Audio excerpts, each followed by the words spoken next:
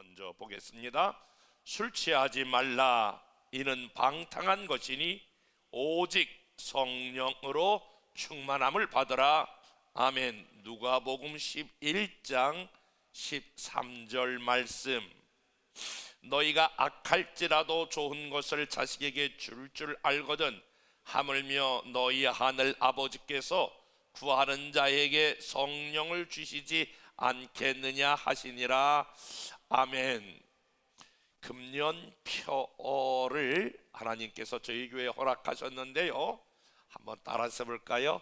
갑절의 영감, 갑절의 부흥, 갑절의 축복. 그런데 하나님께서 한 사람 한 사람을 인도할 때에 그냥 여러분 인도하는 것이 아니라 하나님이 어떤 계획을 가지고 목적을 가지고 개인을 인도하시거든요. 그와 동일하게 한 교회를 하나님이 어떻게 인도할까라고 하는 하나님의 계획이 있고 전략이 있어요. 그런데 금년에 저희 교회에 하나님께서 어떻게 인도하기를 원하면, 내가 너희 가운데에 갑절의 영감을 주리라. 다른 말로 표현해 볼게요. 저와 여러분들이 갑절의 영감을 구하셔야 합니다. 그리고 갑절의 부흥은 여러분 우리 공동체뿐만이 아니라 여러분의 개인이나 사업이나 직장에 갑절의 부흥을 주실 줄로 믿습니다. 개인적으로 하나님의 계획은 우리 열방에 속해 있는 모든 사람들 갑절의 재정적인 축복도 주실 것이다 라고 하는 게 저와 여러분들을 향한 하나님의 약속의 말씀인 것을 믿으시면 아멘. 그런데 그것이 우선순위가 있어요. 갑절로 여러분의 물질이나 갑절로 여러분의 외적인 어떤 그 캐파가 커지는 것이 아니라 먼저 선행되어야 될 것이 있는데, 그게 갑절의 영감을 구하셔야 합니다. 갑절의 영감 태기가 아니고 영감이다 그런 말이에요. 영어에 보면 inspiration, 이것을 우리말로 그냥 번역하면 갑절의 성령 충만을 구하셔야 한다라고 하는 것인데, 저와 여러분들이 모든 게 다 질서가 있고 모든 것이 다 순서가 있는 것처럼 먼저 여러분들이 1월 달에, 그리고 저와 여러분이 금년 한 해 구해야 될 것 가운데에 하나님, 오늘 엘리야가 받았던 그 갑절의 영감을 구했던 것처럼 저와 여러분들이 하나님 앞에 갑절의 성령 충만을 구하셔야 여러분의 삶에, 여러분 개인에게 오늘 부흥과 축복을 함께 경험하게 될 줄로 믿습니다. 제가 목회하면서 미국을 몇 번 다녀왔는데 그 중에 3번 정도는 연수차 다녀왔습니다. 지금으로부터 한 25년 전에 제가 처음 미국에 갔을 때에 특별히 제가 보고 공부한 거는 막 미국에서 부흥하는 모든 교회들을 이제 연수차 다니면서 이 교회가 어떻게 부흥하게 되었는가, 어떤 모습으로 부흥하게 됐는가라고 하는 것을 세미나차 3번 정도 다녀왔는데요, 첫 번째 갔던 데가 너무너무 감동적인 거예요. 여러 부흥하는 모든 교회들, 이 교회들은 동일한 원리를 가지고 있어요. 이것은 미국 교회뿐만이 아니라 세계적으로 모든 교회가 부흥하는 교회는 한 가지 원리가 아주 충실해요. 여러분, 교회가 부흥한다라고 하는 말은 아이고 뭐 교회가 부흥, 그런 게 아니고 한 사람 한 사람이 어떠한 과정이 있을 때에 그 공동체가 부흥하느냐, 그런 말이에요. 그런데 1차 이렇게 그 세미나 때에 시카고에 들렸는데, 이 시카고에 시카고 제1장로교회라고 하는 교회를 들어갔는데요, 거기 한 1700석에서 한 2000석 되는 교회예요. 그러니까 우리 교회 한 3배 4배 정도 이렇게 된다고 이렇게 보는 교회인데, 그런데 그 교회에 예배 시간 갔는데 20여 명이 앉아 있어요. 다른 데는 갈 때마다 많은 사람들이 막 앉아서 예배하고 찬양하고, 미국 사람들은 또 뭐 자유롭지 않습니까? 뭐 손 이렇게 탁 넣고 뭐 반바지 입고 와서 드리는 사람들 뭐 아주 각자 자유롭게. 그런데 거기서 풍겨지는 이 자유로움과 이 영적인 흐름을 감지하면서, 야, 부흥하는 교회는 다르구나. 그런데 이상하게 그 세미나를 주최하는 그 주최 측에서 아주 한때 부흥했다가 가장 몰락하는 어느 한 교회, 20여 명 모이는 교회에 그곳으로 인도하더라고요. 여러분, 왜 부흥하다가 몰락하고 있는가? 한때 믿음 생활 잘하다가 왜 믿음 생활이 저조한가? 여기서 여러분이 그것을 경험하셔야 부흥이 어떻게 되는가를 경험합니다. 네, 결론은 정말 그곳에 가서 제가 많이 울었어요. 그리고 막 하나님 앞에 뼛속 깊숙이, 하나님, 절대로 제가 사역하는 교회는 쇠퇴하지 아니하고 부흥하는 교회가 되게 하옵소서. 저뿐만이 아니라 정말 이렇게 대조적으로 보면서 거기 갔던 많은 목사님들이 함께 우리가 부르짖고 한국교회가 쇠퇴하는 교회가 되지 아니하고 부흥하는 한국교회가 되게 해달라고 기도했던 적이 있어요. 그 비밀이 바로 뭐냐면 딱 한 가지예요. 한 가지가 있으면 부흥하고 한 가지가 없으면 쇠퇴하는 거예요. 이것이 교회뿐만이 아니라 여러분 한 사람 한 사람에게도 내가 증명하여 말할 수 있어요. 이것이 있으면 여러분의 신앙생활은 갑절의 영감을 경험하게 되고, 이게 없으면 여러분들은 보나마나 금년 안에도 새해가 밝았는데 신앙생활 간신히 하다가 말다가 그러다가 여러분의 삶은 비폐해지고 여러분의 재정적인 거덜나고 그렇게 된단 말이에요.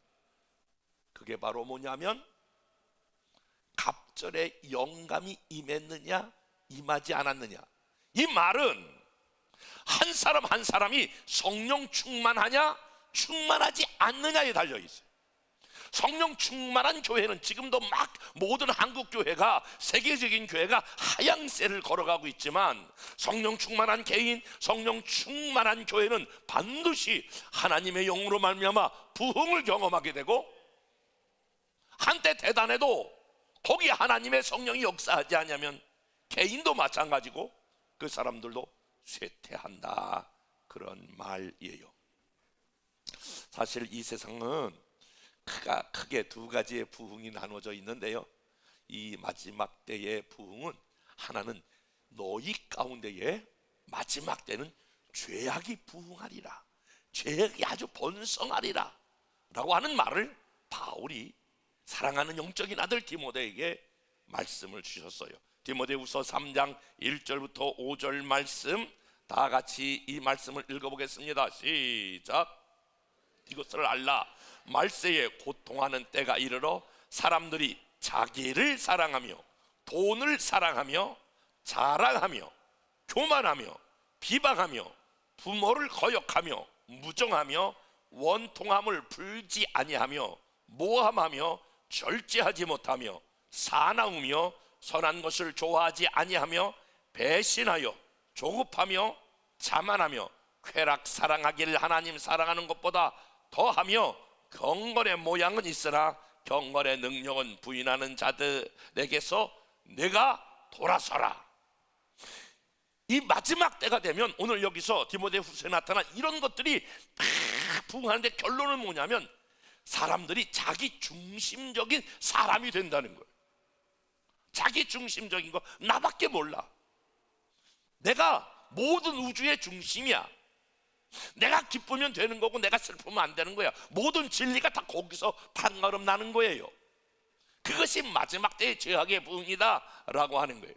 여러분, 그런데 마지막 때에 또 하나의 부흥이 있는데 성령으로 말미암은 부흥인데, 요엘서 2장 28절 이하의 말씀에 보면 요엘서는 예수님 오시기 전에 850년 전에 남유다의 선지자를 통하여 앞으로 성령이 너에게 임하시면 이와 같은 일들이 일어날 것이다 라고 하는 말씀이 오늘 요엘서 2장 28절에 다 같이 한번 말씀을 읽어보겠습니다. 시작.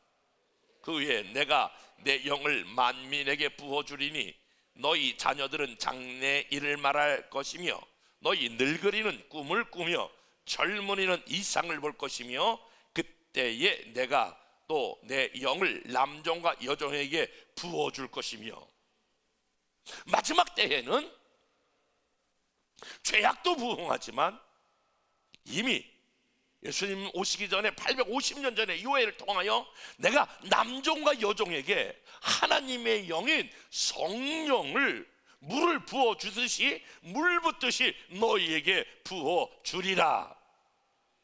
그런데 이 말씀이 요엘의 예언의 말씀이 예수님이 부활하시고 승천하신 후에 50일 만에 성령이 그들 가운데 임했어요. 예수님이 승천하시면서 이렇게 말하는 거예요. 얘들아, 내가 너희 곁을 떠나는 것 때문에 염려하거나 두려워하지 말라. 여러분 생각해 보세요. 진짜 나를 잘 도와주던 부모가 떠났어요. 낙심이 되겠죠. 어떻게 살아가나, 어떻게 내가 살지, 이렇게 부모가 벼랑간에 미안해요. 그렇게 건장했던 남편이 오늘 갑자기 돌아가셨어요. 그렇게 튼튼하게 삶을 살아주던 아내가 돌아갔어요. 어느 날 갑자기 부모가 없어요. 그러면 이 아이들은 정말 갈팡질팡하잖아요. 예수님이 그들과 늘 함께 있어 기적을 베풀었던 예수님이 어느 날 십자가에 죽고 부활하시고 그리고 승천하면서 얘들아, 너희는 나 때문에 두려워하거나 염려하지 말라. 내가 나와 똑같은 성령을 너희에게 보내줄 터인데 너희들이 한 가지 할 것이 있다. 너희들이 이 성령을 받기 위해서 예루살렘을 떠나지 말고 너희가 온전히 나를 구하기 위해서 간절히 구하라. 그런데 그 이야기를 듣고 예수님이 진짜 하늘로 주님이 승천하셨어요. 제 아들은 막 두려워하다가 이제 예수님 말씀이 생각이 났어요. 예루살렘에 120명이 모여서 예수님 없이 어떻게 살아가요? 예수님 없이 어떻게 살아가? 예수님이 함께 우리 가운데 기적과 능력을 행할 때에도 그때도 막 그때 막 의심이 들었는데 예수님 없이 못 살아요. 예수님, 그런데 보혜사 성령을 우리에게 보내주신다고 했으니 성령을 주세요, 성령을 주세요. 그들이 아무것도 안 하고 전폐하며 전심으로 성령을 구했는데 어머나, 하루가 지났어요. 성령이 오시지 않아요. 이틀이 지났어요. 3일이 지났어요. 4일이 지났어요. 이거 안 오나 보다. 야, 그냥 가버리자 라고 갈 수 있을 법한데 그들은 성령이 오기를 간절히 구했는데 열흘 만에 하나님의 영 성령이 그들 가운데에 임한 줄로 믿습니다. 그게 오순절 성령 사건이고 그것을 통하여 교회가 처음에 탄생했고 그 성령을 받은 제자들이 막 능력과 기적과 엄청난 역사를 써내려간 게 사도행전이거든요. 여러분 잘 아시는 대로 그 12명의 제자들은 예수님 십자가에 못 박혀 죽을 때에 어머나, 내가 예수님 제자인 거 알면 어떡하지? 그리고 모두가 다 돕겼어요. 모두가 다 십자가 앞에 두고 다 도망갔어요. 그런 제자들인데 오순절날 하나님의 영이 그들 가운데 오심으로 말미암아 이상에 그들에게 담대함이 생기고 용기가 생기고 모두가 다 12명이 순교하면서 예수님을 증거했던 증인이 되었다라고 하는 말입니다. 성령이 오심으로 사람들은 전혀 다른 사람이 되었다라고 하는 거예요. 이 성령이 막 초대교회 성도들의 가슴을 붙잡았어요. 그러니까 그들이 예수님이 영원한 생명이다, 예수님이 구원이다, 이 땅에 험한 거 믿지 말고 예수 믿어야 한다 막 전하니까 예수 믿는 사람이 막 늘어났어. 그러니까 거기를 지배하고 있었던 로마 황제가 두려워서 이놈들이 다 뭉쳐가지고 쿠데타를 일으키면 어떡하지? 그래서 초대교회의 대대적인 예수 믿는 사람들을 잡아 죽이고 여러분 로마 원형 경기장에서 막 예수 믿는 사람들을 다 십자가에 매달고 짐승들을 막 보내어서 다 물어뜯게 하고 잡히는 대로 다 목을 쳐 죽이고 엄청난 초대교회 성도들이 그러면서 자기 안에 오신 성령님을 부인할 수 없었어요. 워낙 핍박이 심하니까 도저히 살아갈 수가 없다. 그래가지고 예수 믿는 사람들이 전부 땅굴을 파고 땅속에서 살았던 기간이 313년이라고 하는 거예요. 지하시대, 카타콤의 시대. 여러분, 성지순례 하는 사람들에게 그곳에 가보면 정말 감동스러워요. 감격스러워요. 어떻게 이 땅굴에 살면서 평생 예수 믿고 그렇게 살다가 죽었는가. 증조 할아버지 시체 위에 할아버지 시체, 할머니 시체, 자녀 시체들이 다 여기 굴 속에 다 묻혀 있으면 거기서 살면서 거기서 죽었다, 그런 말이에요. 그런데 워낙 그 사람들이 많으니까 로마 황제 중에서 콘스탄틴이라고 하는 황제가 안 되겠다, 여러분 표를 계산해, 여러분 지하 땅굴에 있는 사람들 다 나오세요. 그래서 기독교를 국교로 딱 인정을 하고 우리가 교회를 세워드리겠습니다. 그렇게 숨어 믿을 필요가 없어, 다 나오세요. 교회를 세웠어요. 그리고 거기에 모든 성직자들은 나라에서 돈을 많이 주겠습니다. 그래서 성직자들을 전부 다 핍박하다가 다 목 베어 죽이다가 313년에 기독교가 이제 국교화되면서 바깥으로 나오면서, 여러분 놀라운 거 하나 있어요. 이 기독교 역사는요, 가장 핍박이 심할 때에 가장 기독교가 번성했어요. 나오면서 기독교가 타락하기 시작했어요. 여러분, 가장 위험한 게 언제인지 아세요?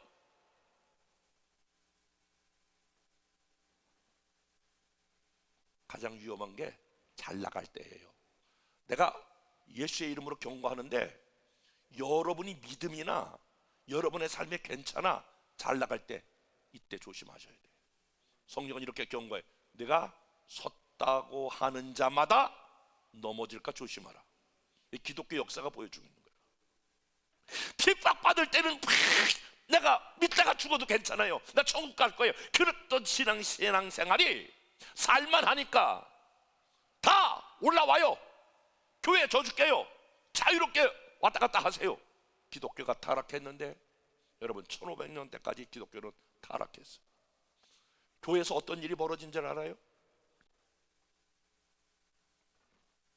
바늘 하나에 천사가 몇 명 서 있을까? 성경적이지도 않은 거 가지고 이거 가지고 싸웠어요. 그렇게 온 게 천주교예요. 구슬이, 여기 신부의 옷이 구슬이 몇 개 달려야 구원받을까? 그리고 교회가 얼마나 타락했으면 너 구원받고 싶어? 얼마 내? 그래서 여러분, 유명한 그 면제권, 죄사함권을 교회가 발급했어. 이걸 사면 무조건 천국이야. 이렇게 교회가 타락한 시대가 됐단 말이에요. 그때 1517년 위텐버크에서 마틴 루터라고 하는 사람이 아니다, 이건 성경적이 아니다, 그러면서 종교개혁을 일으켰고, 그 뒤에 1700년이 되면서 감리교와 성결교회를 세웠던 존 웨슬레 같은 사람이 나타났고, 조지 히필드, 그리고 유명한 조나단 에드워드.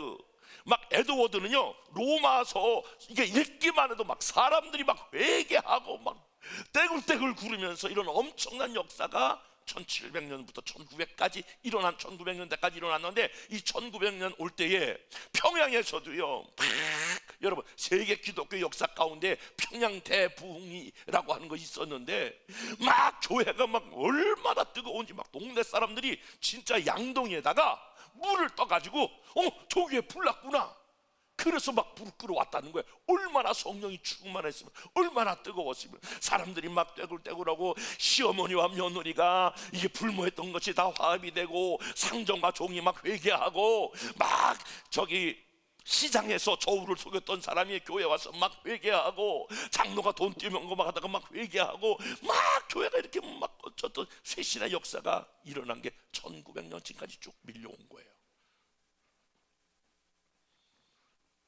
저는 이 부흥이 우리 교회가 딱 여기에 걸려 있어. 부흥에 우리가 영적인 하나님의 은혜를, 영감을 갑절로 구하여 점프하느냐, 이건 우리 교회뿐만 아니라 한국 교회 지금 코로나를 지난 후에 지금 이 기로에 걸려 있어. 아니면 쇠퇴하느냐. 바라기는 여러분, 한 사람 한 사람, 우리 모두가 다 이 위기의 전환점에서 갑절의 영감을 경험함으로 말미암아 갑절의 영감을 구함으로 말미암아. 여러분 다 계산해 보잖아요. 여러분 사업 만만하지 않는 거예요. 작년에 잘 됐다고 올해 누가 장담을 해요? 이 시대가 나 작년에 괜찮은데 올해 어떤 사람이 그렇게 얘기를 해요? 이 시세를 잘 파악하지 못하고 있나 본데 그렇게 세계 경제가 만만하지 않은 거예요. 뭐를 장담할 수 있어? 여러분 시대를 내가 말하지 않을 거예요. 저와 여러분이 절대적으로 필요한 거는 하나님의 도움이 필요해요. 갑절의 영감이 필요해요. 성령 충만이 우리에게 필요한 줄로 믿습니다. 그러면 우리가 이렇게 질문, 성령 충만을 누가 받을 수 있느냐? 오늘 누가복음 11장 13절 말씀인데요, 다 같이 한번 읽어보겠습니다. 시작.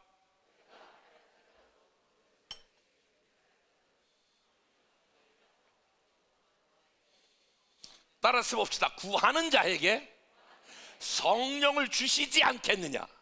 다 같이 한번 시작. 성령을 주시지 않겠느냐? 그 말은 성령을 주시겠다라고 하는 것 같아요? 안 주시겠다라고 하는 것 같아요? 주시겠다라고 하는 걸로 한번 대답을 해봐. 주시겠다는 거예요? 안 주시겠다는 거예요? 그러니까 성령은 하나님의 영이 여러분 안에 오셔서 여러분을 강력하게 여러분을 돕는 자로 이렇게 역사하려고 하면 첫 번째 뭐야 되냐면 구하여야 한다는 거예요. 그래서 구하여야 성령을 받는다. 여러분 구하는 자에게 성령을 주시지 않겠느냐라고 하는 거야. 그러니까 너나 할 것 없이 남녀 종들에게 물 붓듯이 자격이, 모든 사람이 여러분들이 예수 믿으면 다 성령의 충만을 받을 자격이 있는 거예요. 그런데 구하여야 한다라고 하는 거예요. 구하는데 어떻게 구하여야 하느냐? 조금 구하는 게 달라요. 이렇게 구하셔야 돼요. 제가 몇 년 전에 제 목회 한계가 와서 하나님 앞에 구한 적이 있어요. 주님, 제 힘으로 제 방법으로 교회를 이끌어갈 수가 없습니다. 아무리 생각해도 둘 중에 하나입니다. 제가 사표를 내고 교회를 정리하든지 아니면 하나님 무슨 돌파구가 있어야 되겠습니다. 몇 번의 그런 시기들이 좀 있었거든요. 그런데 이렇게 구하면서 하나님 저에게 이 위기를 극복할 수 있는 성령의 충만을 주세요. 그리고 열심히 구했어요. 그런데 어느 순간에 응답이 왔는데 이렇게 왔어요. 얘야, 너는 내게 성령의 충만을 구하지 않고 있구나. 아, 무슨 소리예요? 제가 막 새벽마다 하나님 성령 충만을 달라고 기도했는데, 근데 구하지 않는다고 이런 사인이 오니까 너무너무 가슴이 답답한 거예요. 아, 난 열심히 구한다고 구했는데 그게 성령 충만을 구하지 않는 거라고 하는 마음을 주시고 그런 감동을 주시고 그런 결과가 났다는 거예요. 야, 이거 어떻게 구해야 되나 그러고 있는데, 저희 교회가 30주년 때 중국의 장가계에 30주년을 맞이해서 중국 장가계로 우리가 그동안 수고했던 분들과 함께 우리가 저 교회에서 한 30명 정도를 인솔해서 여행을 갔어요. 전부 다 말씀을 나누었는데요. 그런데 모든 분들이 다 컨디션이 괜찮은데 한 분이 좀 컨디션이 안 좋더라고요. 연세가 좀 드셨어요. 근데 일정이 워낙 빡빡하니까 막 계속 강행군에서 강행군.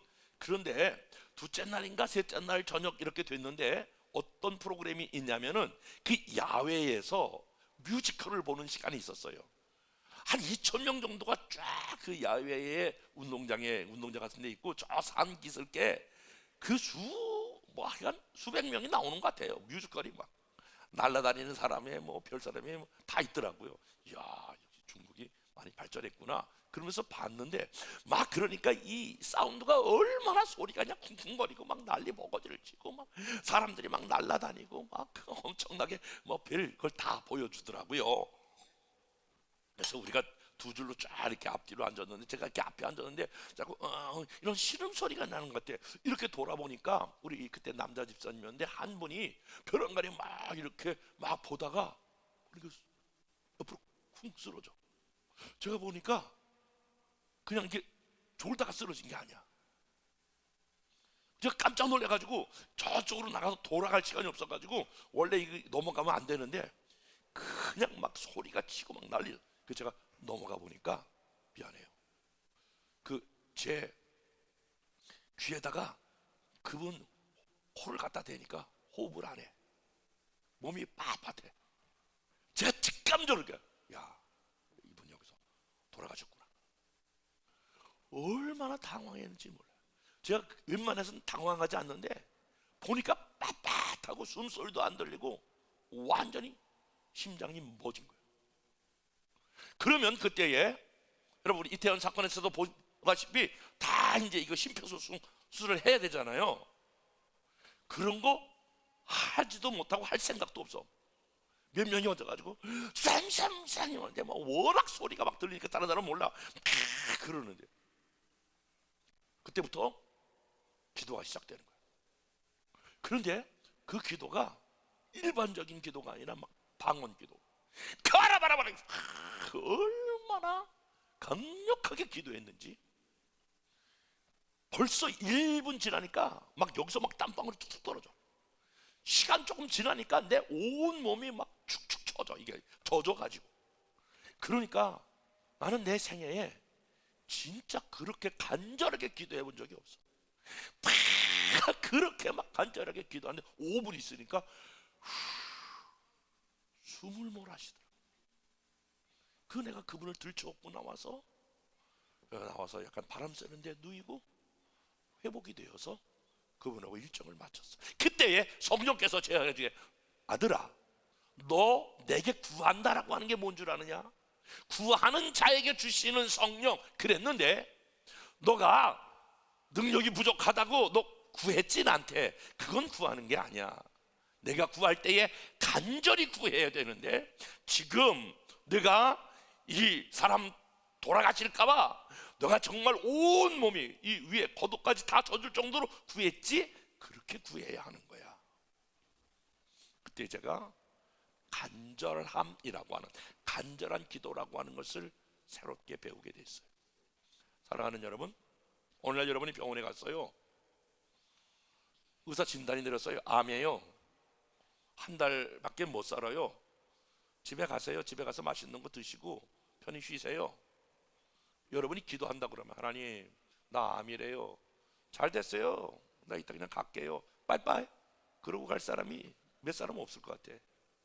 아마 여러분 막 벌벌면서 어휴 내가 여기서 죽으면 안 되는데 살려달라고. 그리고 기도 부탁할 거예요. 여러분들도 기도할 거예요. 어떻게 기도할 거예요? 간절히 기도하셔야 합니다.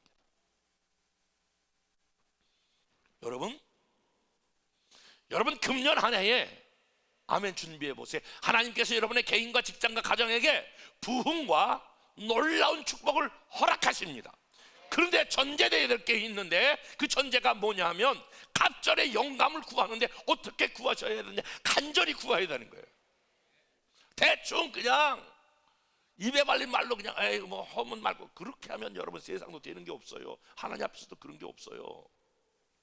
120문도가 열흘 동안 성경에 보니까 전혀 기도에 힘쓰니라. 이 말은 기도에 올인했다 그런 말이에요. 모든 걸 걸고 기도했다 그런 말이에요. 사랑하는 여러분, 성령 충만이라고 하는 말을 많은 사람들이 오해하는데 막 성령 충만하면 막 방언이 다다다다 나오고 막 예언이 나오고 막 어떤 외적인 능력이 나타나는데 여러분 그런 게 아니에요. 성령 충만은 어떤 나타나는 외적인 것을 구하는 것이 아니라 성령님 그분 자체를 구하는 거예요. 다른 말로 해볼게요. 여러분 잘 이해하셔야 돼요. 오늘 여러분이 성령 충만하기를 원한다 그 말은 여러분 안에 계신 예수님이 내 삶의 주인으로 살아가기를 원하시는 거예요.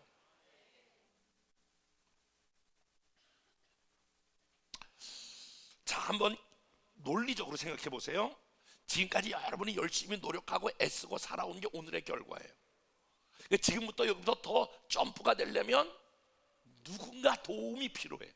지금 저와 여러분들이 가지고 있는, 제가 봤을 때는 모든 에너지를 다 여러분이 가지고 있는 지식, 방법 그런 거 가지고 여기까지 왔단 말이에요. 저도 마찬가지고요.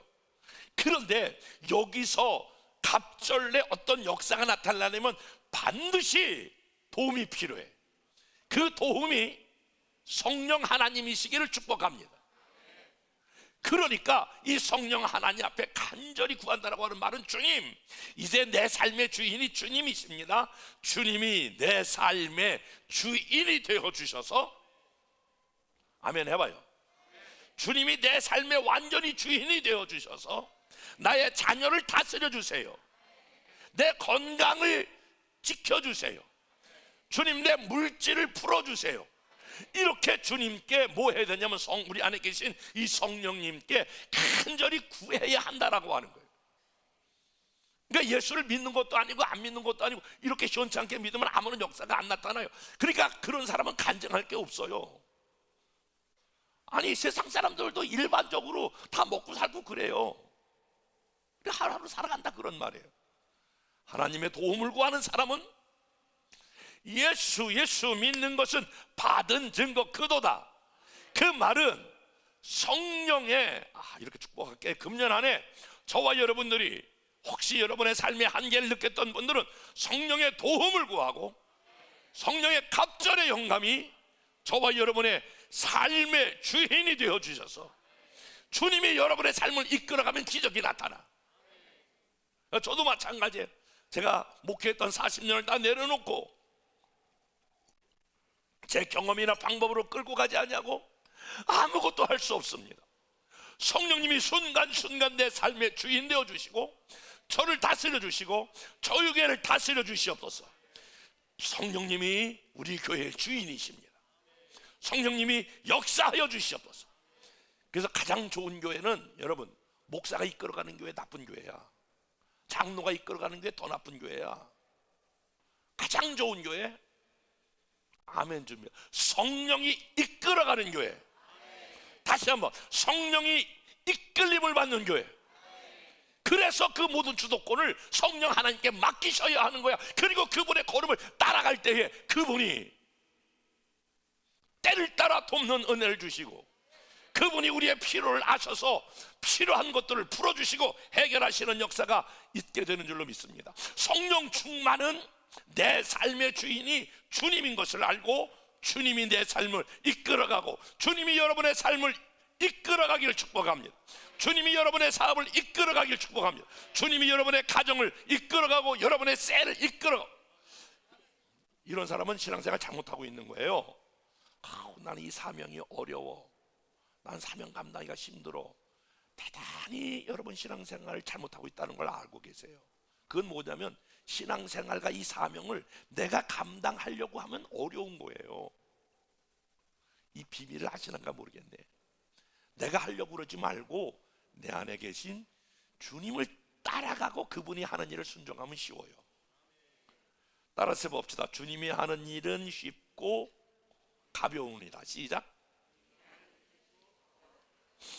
두 번째, 성령 충만을 누가 받을 수 있냐면 성령님께 완전히 순종해야 합니다.